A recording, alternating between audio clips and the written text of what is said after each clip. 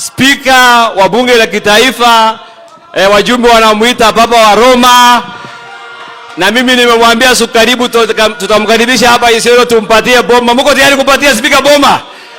Mko tayari? Hebu mnionyeshe kwa mkono. Karibu sana spika.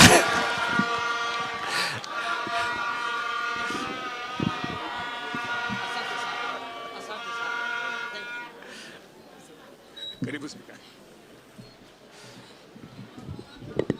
Asante sana Mheshimiwa Governor.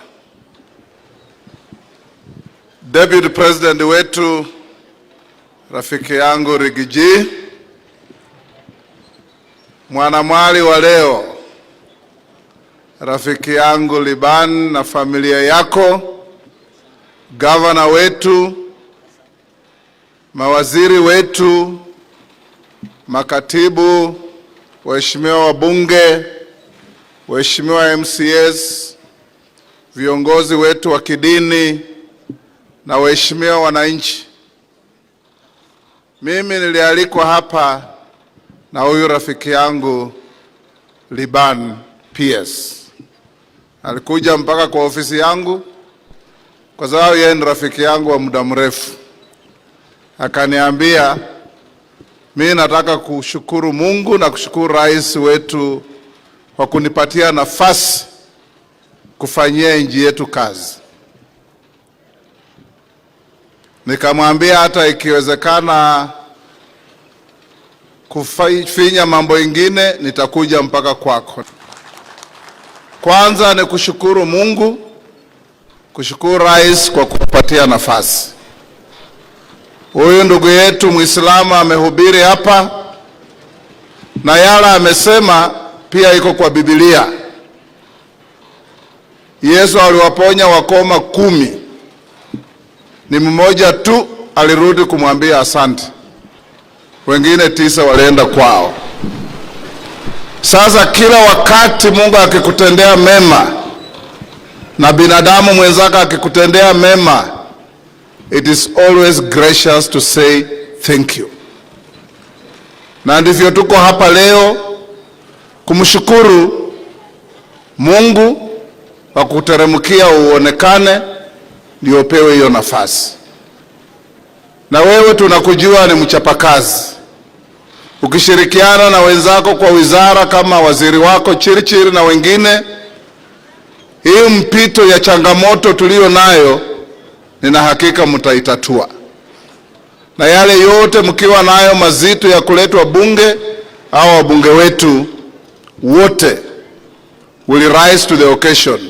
Mama wenu huyu wa county na wenzake. Tukiwa hapa leo pia ni kushukuru nyinyi watu wa Isiolo kwa kuchagua huyu kijana wetu Guyo. Tumefanya kazi naye huko Nairobi na yeye ni kijana mwadilifu sana. Na nina hakika he will change the face of this county. We wish you well Bwana Guyo.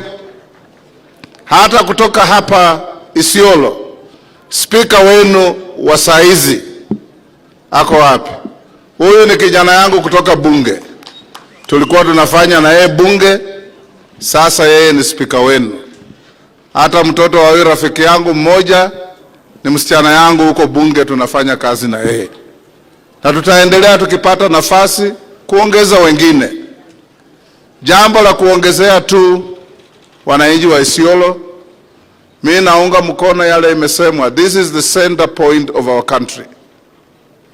Even when we were designing LAPSSET with Mzee Kibaki, tulisema Isiolo will have an international airport. Tulisema Isiolo will be the center for refining the oil from our northern oil fields. Na tulisema Isiolo will be one of the key cities in our country. Hiyo plani haijazimia. Ilizama wakati uliopita, but President William Ruto and our team is proactive in making sure the government is felt in every corner of the country. Hapa Isiolo, Bwana Liban, mimi nimetembea sana. nimekuwa Merti, nimekuwa Kulamawe, nimekuwa Kina, nimekuwa Karbatula, nimekuwa kila mahali tukipiga siasa. Hata kura iliyopita tulisunguka hapa sana, mkapatia rais wetu kura, tunasema hongera. Sasa ni kuunganisha Wakenya. Hata watu ya Mlembe wako hapa wengi sana. Kuna daktari moja anaitwa Dr. Namasaka, amekaa hapa for the last over 30 years. Tulimaliza university akahamia Isiolo, amekaa hapa mwaka huu yote. So hii kuunganisha Wakenya, Isiolo is a shining example. Nyinyi mko kama Trans Nzoia, mko kama Nakuru, mko kama Laikipia yenye unapata makabila yote. Show the example, lead the way. Mwisho kabisa, Bwana Liban, umepewa kazi. And you have been given the job not because of anything but your ability to deliver. Sio tu mtu ya Isiolo, angechukua mtu yeyote hapa. You are from Isiolo but with exceptional qualities and ability to deliver. And those of us who know you and who work with you will assist you to deliver. Na nyinyi ndugu zetu wa dini, muombe rais wetu aendelee kuwa na hekima ya kuunganisha Wakenya. Aendelee kuwa na hekima ya kuhudumia Wakenya bila ubaguzi wowote, ili kila mtu ajivunie kuwa Mkenya. Tusiwe na Mkenya yeyote ambaye atavumilia kuwa Mkenya. Na mimi na ndugu yangu Rigadi na wengine tutachangia kiasi chetu.